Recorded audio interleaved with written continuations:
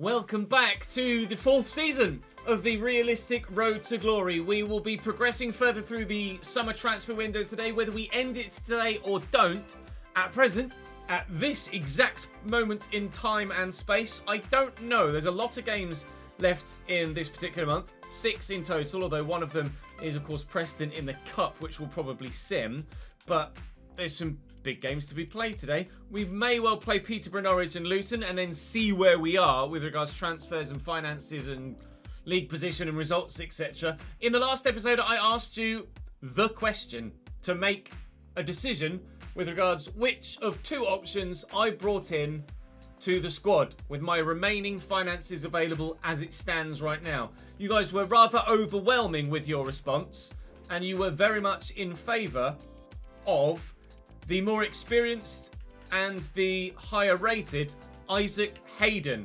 Can play at centre mid, can play at CDM, can play at centre back. Will come in for a sizable enough wage. It says 11 to 15,500 there.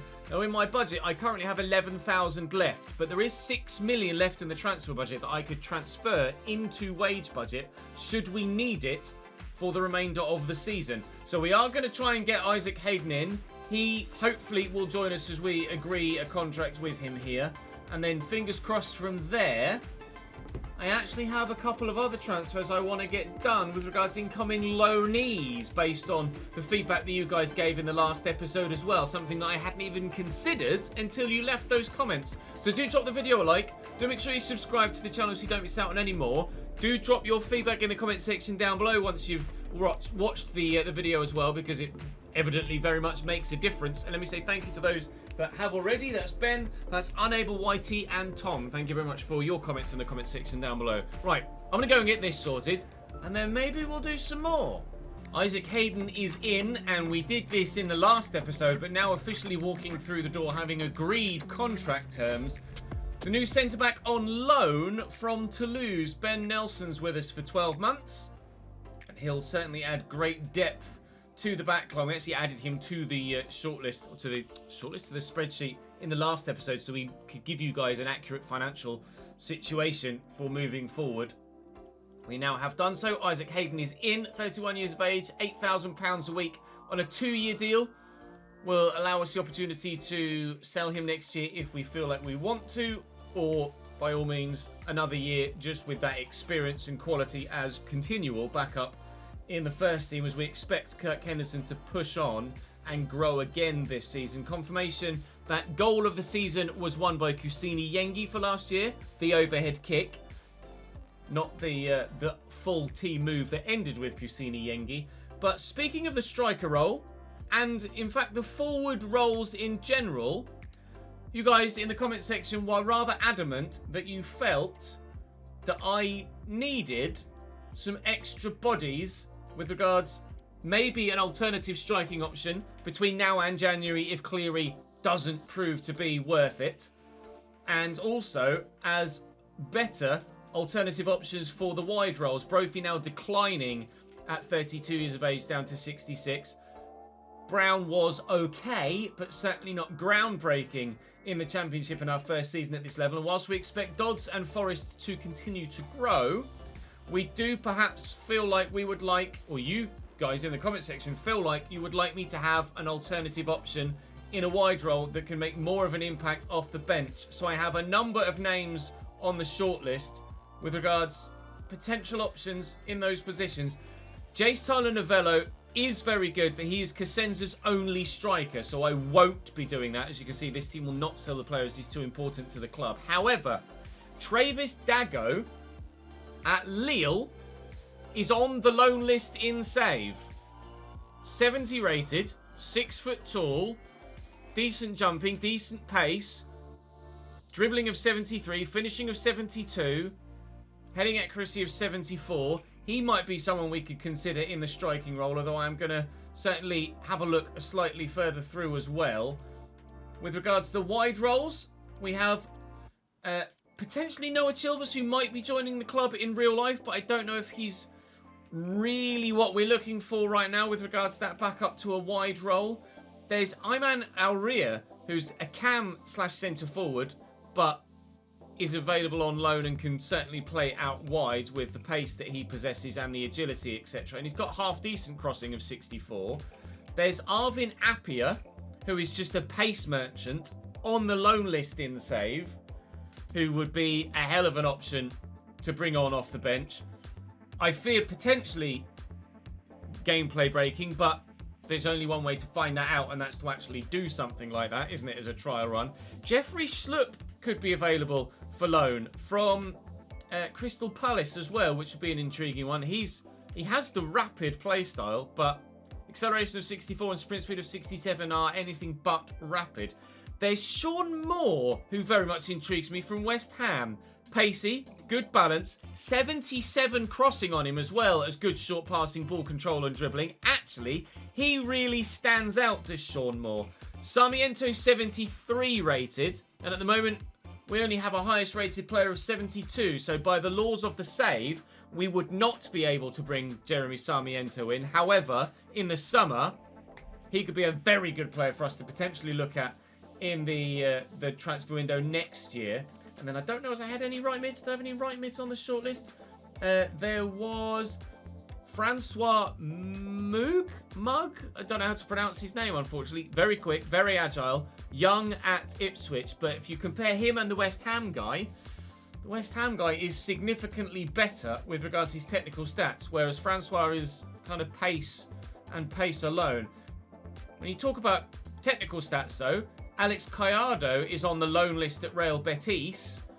Again, no pace, but significantly impressive in the technical areas. So maybe Gallardo comes in and maybe plays a role at Cam, and that moves Taylor Roberts out wide. I don't know. There's also Martial Godot at Fulham, who could be available on a loan.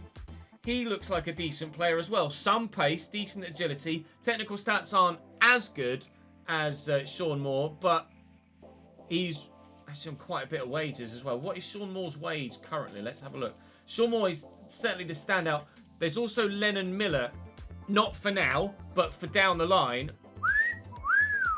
What a player at Torino currently. He's just moved there, so we can't do it now anyway, but he looks like someone we could certainly look to later in the Save for sure. So I'm leaning towards Sean Moore. He's currently potentially on his way transfer-wise to someone else. So because that's in progress, I'm not going to waste any time. Let's try and get a loan deal. I can't get a loan deal for Sean Moore. Well, that's that one out the door then.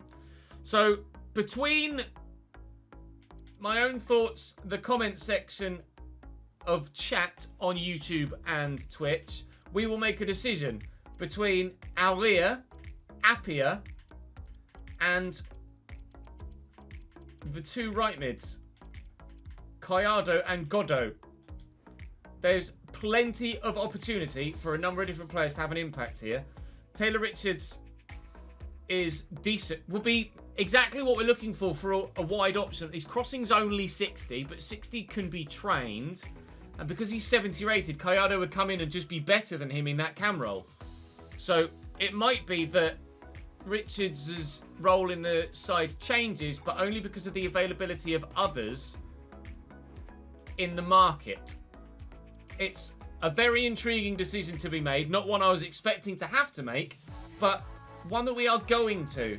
And also we need to figure out what to do striker-wise as well. We'll go and play Peterborough first, because, well, it's Peterborough. Saint-Etienne have bid for last season's Player of the Season, Kelland Watts. Now, Saint-Etienne are a French side in the top division in France. At least they were in the top division in France. They did get relegated in real life not long ago. Are they back in the top division in France? They are not. Saint-Etienne are Ligue 2. And as a result, I'll be rejecting that bid, thank you very much.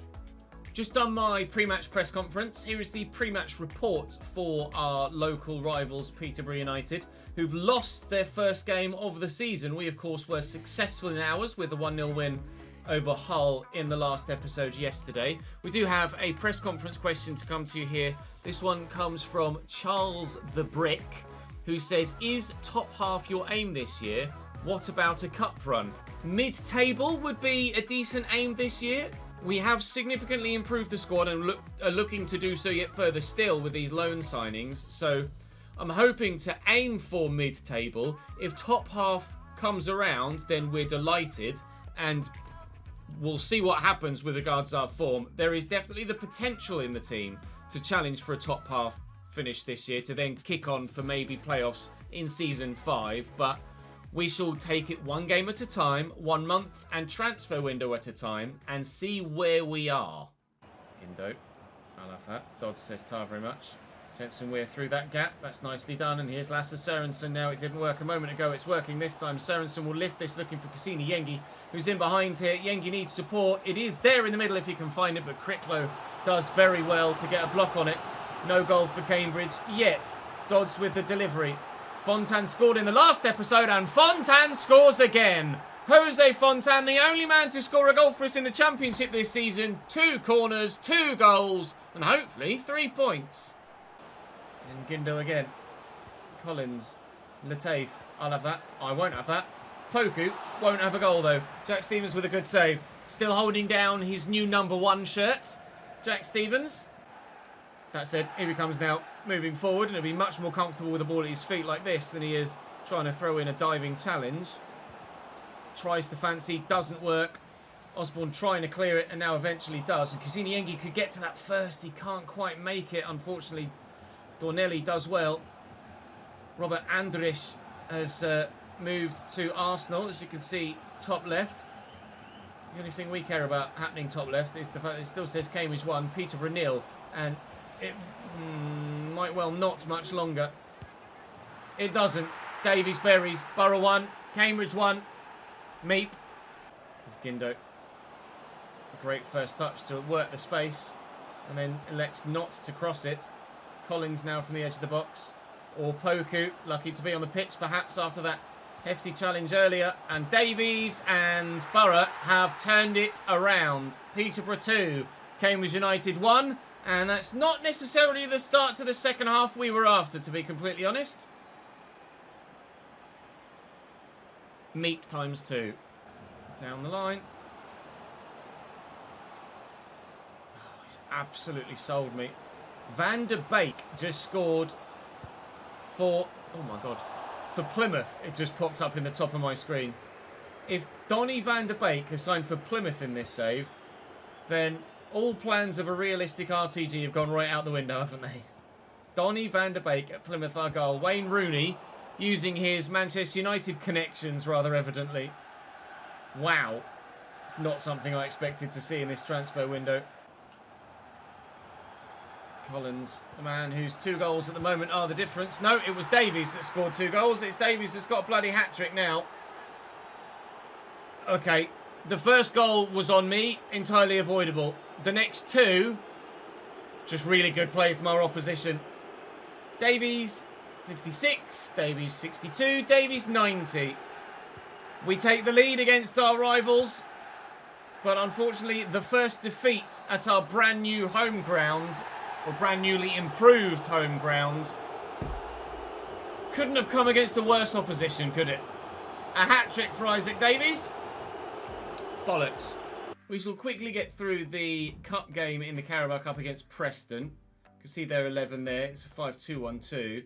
We're going to play this with, or sim this with, the rotated side, which has new Loney Nelson in it, and new goalkeeper Rose, as well as Isaac Hayden and Drager too. Cleary with the opportunity to maybe get himself on the score sheet, which he does after just 4 minutes. Jensen Weir off the bench to win it for us in the second half. We're through to the next round of the Carabao Cup, which will add an extra fixture to the shortlist, but also some prize money to the coffers.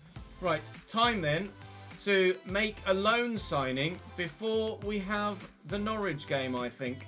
Ooh, intriguing. Norwich start Liam Lee against us. Their latest signing from Cambridge United. Liam Bennett is on the bench, as well as players like Fastnacht, Patson Daka's on the bench as well. Reyes, their backup goalkeeper's on the bench. Solis is 76 rated and very, very good. Norwich looking to get themselves into the Premier League this time around if they can. We're looking to stay in this league and then move further forward in the table if we possibly can. going to take Fontan out for nobody because I quite clearly haven't managed my squad well enough between the midweek cup game and this one.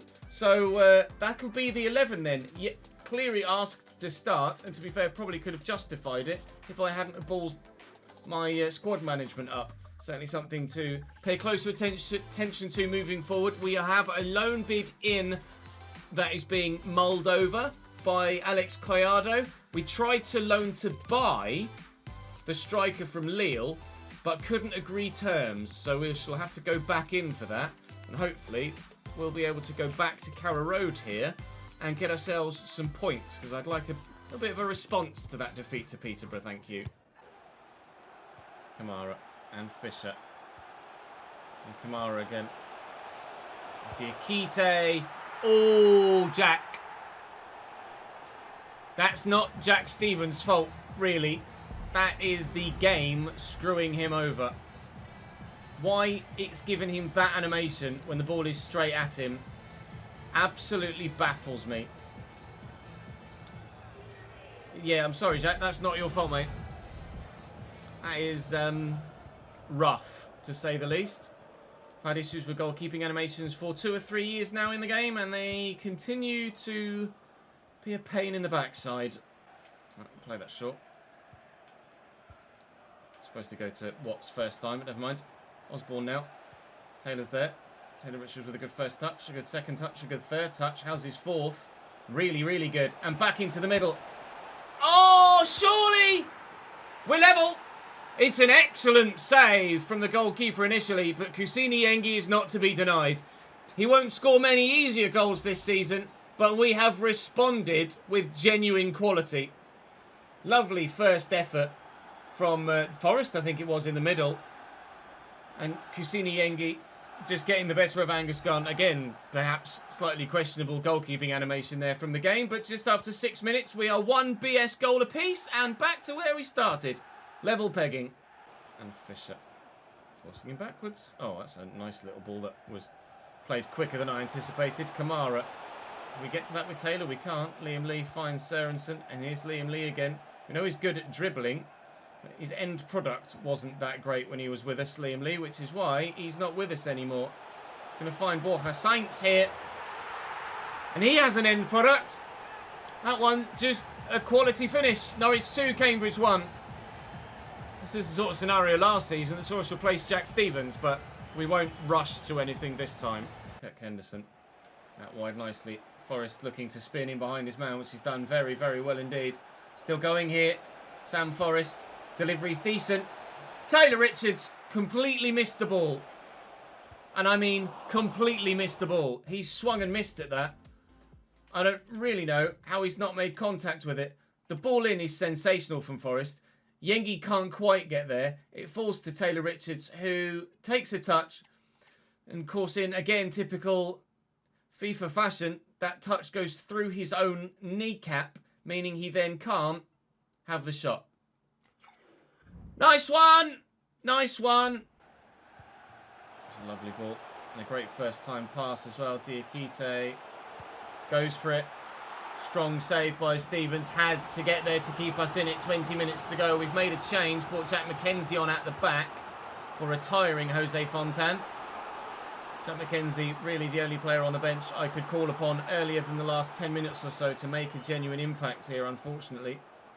My mismanagement of the squad costing me the opportunity to try and change the game here with 20 minutes to go. A couple of individual mistakes from me, both on and off the pitch, evidently affecting our ability to challenge. Jack Stevens' ability to make saves, however, has not been affected. And continually, he makes save after save. Solis is going to find the ball here to Gibbs. Gibbs to Solis again. And Stevens with another save. A corner on the other side then, Norwich. How about that? How do you fancy it? Here you go. Right, my life. Oh, has he overdone it? He has. And he gets away with it. So lucky, Norwich. That was the game there and then for the equalising taking. Jensen Weir getting forward. Need to find the right ball. Gibbs with the interception. Game over. I had no other option but to try and play a pass to one of the two players forward with me there. It's an excellent challenge by Sørensen, who unfortunately slid into it with a hand after he done so, although the referee apparently took an issue with the actual challenge itself, which I thought was absolutely fine.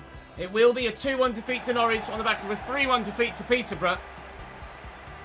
I certainly need to be better if we're to avoid another relegation battle this season, but we have every opportunity for the rest of the season to be better.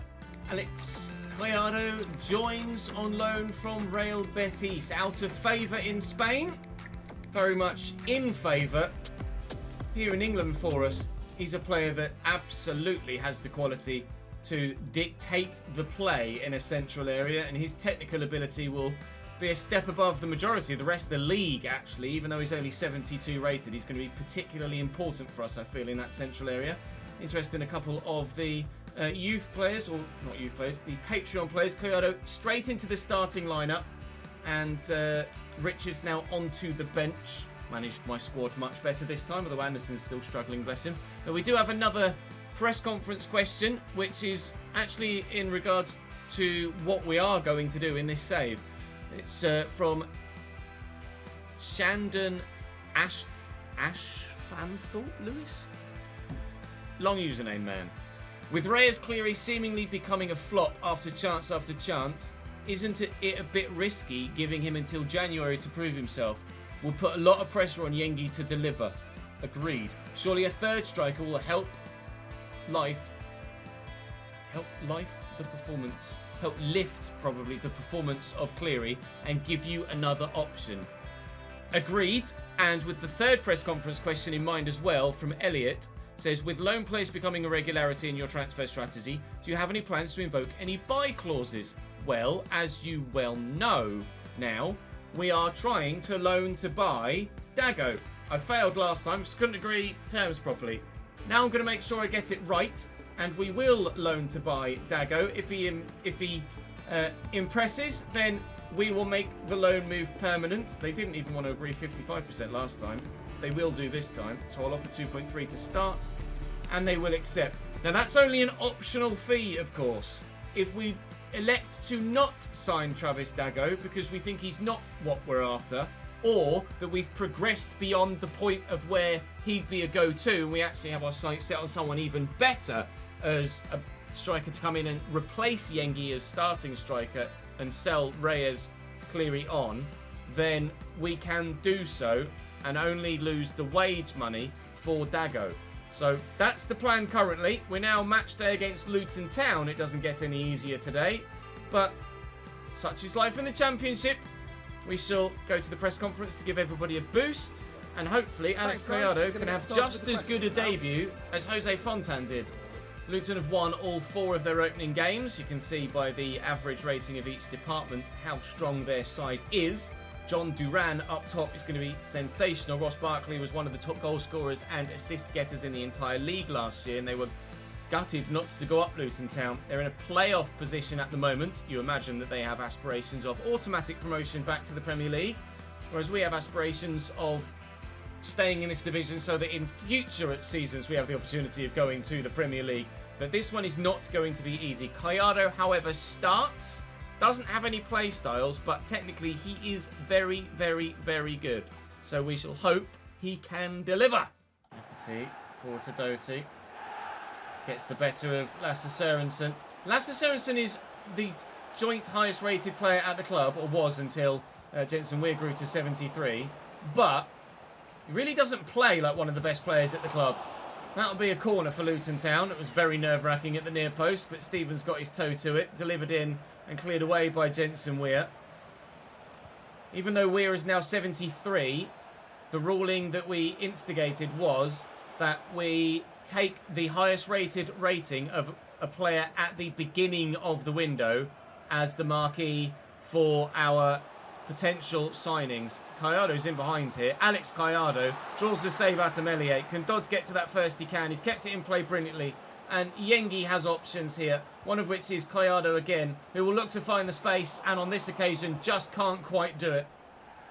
Positive run though from him, positive move. Shame about the finish. Not got the strength though, unfortunately, to hold off the Luton man. But I anticipate Barkley driving around the outside there. Would not give me the man I wanted to change to. That's a sensational goal.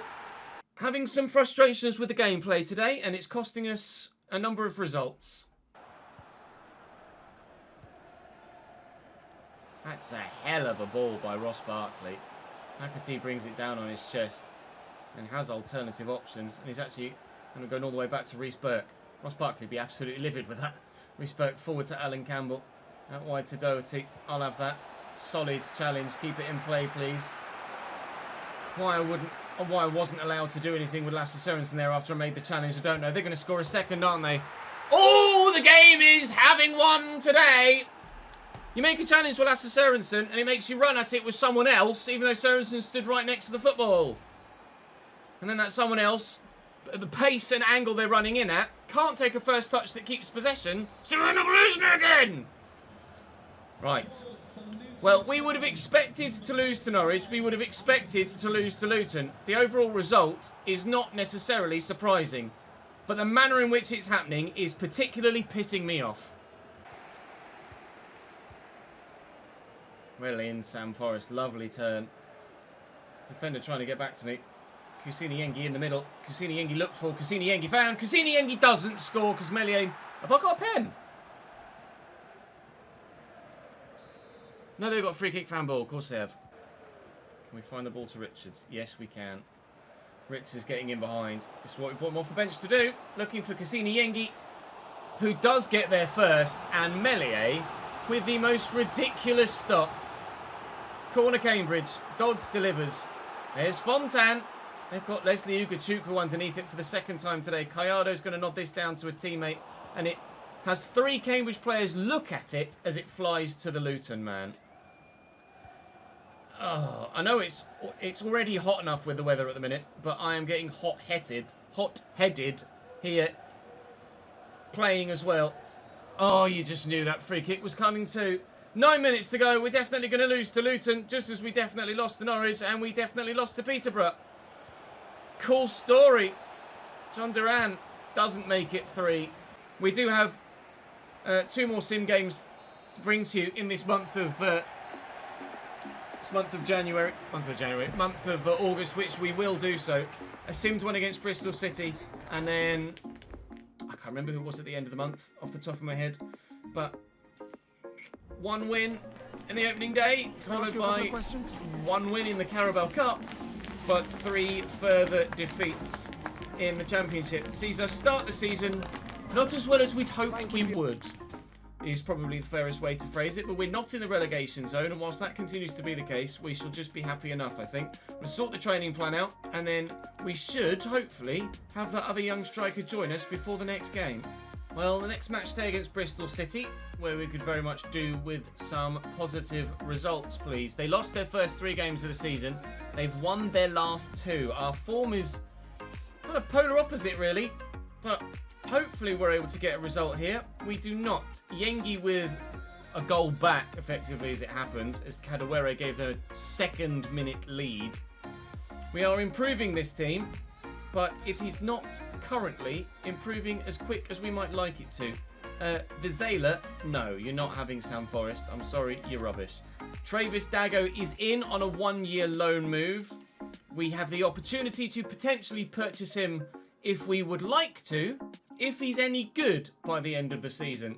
There's only one way to find out, and that's to play him in the Cup coming up next against Bolton. Right, Carabao Cup against Bolton, a side that we had quite the battle with in the early stages of this save. They're missing Williams through suspension. They actually don't have that great a side. They are back in League One at the moment, and that's my starting lineup, as you can quite clearly see there. And we should get a win here, and we do by 2-0. Cleary scores, then Yengi comes off the bench for Brophy, and Yengi scores as well. Both strikers firing. We did have Dago on the bench for that game, but my assistant elected not to play him, which is fine. I'll go and make sure that everybody's up to scratch so that we don't lose more stamina for players that we want to be fit and raring to go for the next game. And then hopefully we can pick up something against Blackpool, because quite frankly, we need to. Right, match day against Blackpool then. Up top, starting for them, Lavery, who in real life is now a Cambridge United player. Wasn't part or up with the power curve for us to have signed him in this save, however, so we didn't. They have our half decent side, Blackpool. They're a side that are in League One in real life. And, well, don't really look like they're going to get themselves out of it anytime soon. But they're in the Championship in this save. And, of course, in a 1-0 defeat in a game where we had more chances, it's that man Lavery that grabs the goal. Right, so after an excellent start to the season on the pitch with the win against Hull, we have then gone on to lose our next 5 straight games. Lovely. Good. All right. We don't want to be in a relegation battle this season. I'm sure we won't be. And moving forward, we will make sure that we are significantly better on the pitch. We have had some difficult fixtures today. That said, it would have been nice to have picked up something against Bristol City or Blackpool. The other 3, you can understand why we lost. But those last 2, it would have been nice to have picked up something. The Carabao Cup's going well, though. We can beat Championship opposition in that with Preston. And not bad League One opposition that had the better of us historically in the save there. Which was not a very straightforward month of September either, is it? Middlesbrough, Blackburn, Leeds, Southampton, Burnley. Oh, Burnley's actually the cup game. There you go. Sorry. Bugger. Right. We are up against it at the moment. It looks like it's going to be a particularly tough start to the season. But then when the fixtures ease off, our season begins. It's not gone well. I'm sure you'll agree. I'm sure you understand why, however. Let's go and finish the transfer window, shall we? Cameron Archer to Palermo is currently the second biggest deal of the window so far. The only one involving English-based teams as we head into transfer deadline day. Make that not the only one involving English-based teams. Franck Kessié joins Liverpool. Interest in German. Hull would like Jack McKenzie. Hull can get lost. Watford were interested in him as well, but absolutely not. Patrick Schick has gone from Tottenham to Borussia Mönchengladbach. Tottenham have also sold another striker in Giuliano Simeone to Torino for 27.5 million, which is intriguing. Jordan Millwood, one of our Patreon players, has moved. Yandra Emmanuel, one of our Patreon players, has moved. Jay Stansfield, player I've got on loan in FM. Loans in this... oh, dearie me. Okay, hello, Dusan Vlahovic. Real Madrid for £111 million. Okay. Antonio Silva, 52 million to Aston Villa. Luca Romero moves to Bayern Munich. But 2 of the biggest 3 deals of transfer deadline day all told involved in that third hour. Edouard Mendy moves back to Ligue 1. Morgan Gibbs White goes to La Liga for £34.4 million. Hakan Calhanoglu to Manchester United is an intriguing one for 45.9 at 32 years of age. Another Patreon player move there, Stuart Lynn, goes to PSG from Dundalk. Of course. Okay, 2 big deals that we haven't seen there. Donyell Marlin to Chelsea for 61.1 million. Christian Romero out of Tottenham as well. 58.5. Tottenham are turning into a selling club here, it seems. Wesley Fofana leaves Chelsea as well. As they bought in Donyell Marlin, they sell Fofana. I hope for Tottenham fans' sake they have actually signed someone in this window, because it looks like they're absolutely gutting their squad. I'll go and sort out the Patreon spreadsheet and then we'll have a full transfer history roundup. So transfer history for the window all told. That Vlahovic one was the biggest move. Šeško's finally left Leipzig to go to Leverkusen, so a move within Germany. Darwin Nunez is back in the Premier League. Crystal Palace splashing £92.3 million. Lois Openda. So Leipzig lose Šeško and Openda in the same window. Juventus, his destination. Cole Palmer to Napoli. Barella to Juventus. Szoboszlai to Arsenal. Aldanzi to Villa. Tottenham have signed someone. It was Emmanuel Ugarte, 69.5. Schlotterbeck to Arsenal. Kim Min-jae to Juventus. Is it Matt O'Reilly? It's Matt O'Reilly. Somebody's Matt O'Reilly. Okay, cool. He's not even there anymore. Matt O'Reilly moves to Frankfurt. Donyell Marlin we saw. Fratesi to Roma. Adeyemi to PSG. Lisandro Martinez leaves Manchester United. Gabriel leaves Arsenal. We saw Romero. Bremer was sold at Juventus and Romero was evidently their replacement on deadline day. So Tottenham are missing a centre-back now, I imagine. Grealish back to the Premier League to Fulham. Backward step for his career. Trubin to Inter. Silva we saw. Kimmich to Napoli. Palacios to Roma, Fioman to Fiorentina, Parisi to Monaco. Julian Timbers left Arsenal. Nunes leaves Manchester City and Messi to Marseille. Mukoko to Leipzig, so they have brought in another striker. Jean-Claire Todibo to Lens. Noah Lang to Dortmund, finally leaving PSV, as he tends to not do actually in career modes. Van der Sar to Napoli. Samuele Ricci to Leicester City, decent signing for them. Baumgartner to Chelsea. Vermeeren to Girona. Getraud to Bologna. Boubacar Kamara to Lens. Lens have been active in this window. Wesley Fofana left Chelsea. Kessie we saw. Martel to Vallecano. Joao Cancelo to Atleti. Rico Lewis to Arsenal is an intriguing one. And Cucho Hernandez to Fiorentina is the final one on the list at £38.7 million. I'm happy with the business that we did. With Collado coming in. With Fontan coming in. With Dreger, Hayden, Richards, Dago and Rose coming in. We've significantly strengthened the squad depth whilst improving the starting lineup in a couple of areas as well. But is it going to be enough to see us ultimately, eventually, not be involved in a relegation fight? It's not been a great start to the season. I'll freely admit that. But quite literally, the only way is up. And up we hope to go. With regards to your Patreon players, there's been quite a lot of moves actually in this most recent window. You can see that Sean White has moved to Mallorca from Aston Villa. Just, you imagine, to stand a better chance of getting some first team football. Yander we saw move to Bretois. Joe's moved from Hull to Liverpool, intriguingly. That should say 67, not 57. Swansea to Sevilla. Gareth swapping the south of Wales for the south of Spain.